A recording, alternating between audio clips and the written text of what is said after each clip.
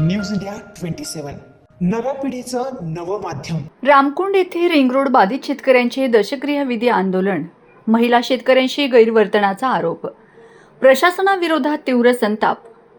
Nashik ring road प्रकल्पामुळे बाधित झालेल्या शेतकऱ्यांनी आज पंचवटीतील रामकुंड परिसरात अनोख्या पद्धतीने दशक्रिया विधी आंदोलन करत प्रशासनाचा निषेध नोंदवला। प्रशासनाकडून होत असलेल्या अन्यायाविरोधात तसेच महिला शेतकऱ्यांशी कथित गैरवर्तनाच्या निषेधार्थ हे आंदोलन करण्यात आले। आज सकाळपासूनच रामकुंड परिसरात बाधित शेतकरी, महिला आणि नागरिक मोठ्या संख्येने एकत्र जमले होते। आंदोलकांनी प्रशासनाच्या प्रतिकात्मक अंत्यविधीचे आयोजन करत जोरदार घोषणाबाजी केली। रिंग रोड बाधितांना न्याय द्या, शेतकऱ्यांचा छळ बंद करा, महिला शेतकऱ्यांचा अपमान सहन केला जाणार नाही, अशा घोषणांनी परिसर दणाणून गेला। रिंग रोड प्रकल्पासाठी सुरू असलेल्या भूसंपादन प्रक्रियेत अनेक शेतकऱ्यांवर अन्याय झाल्याचा आरोप आंदोलकांनी केला।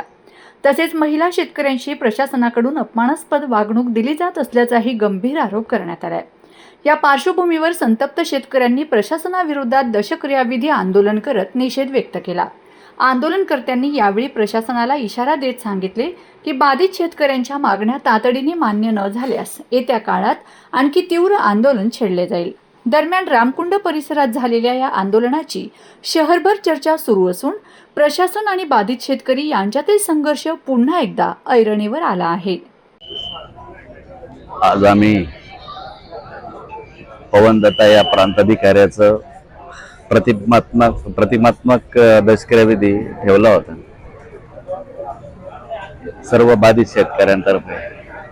त्याला सर्व पोलीस अधिकारी यांनी या आमच्या प्रतिमात्मक दशक्रियाविधीला मोडीत काढले।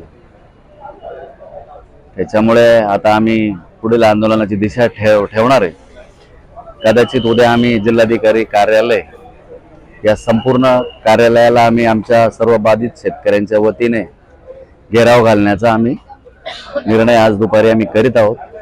तसं आम्ही मीडियाला आम्ही थोड्या वेळाने जाहीर करू, पण हुकुमशाही चालली आहे एवढंच सांगतो। आज आमच्या आमरण उपोषणाचा 3रा दिवस आहे।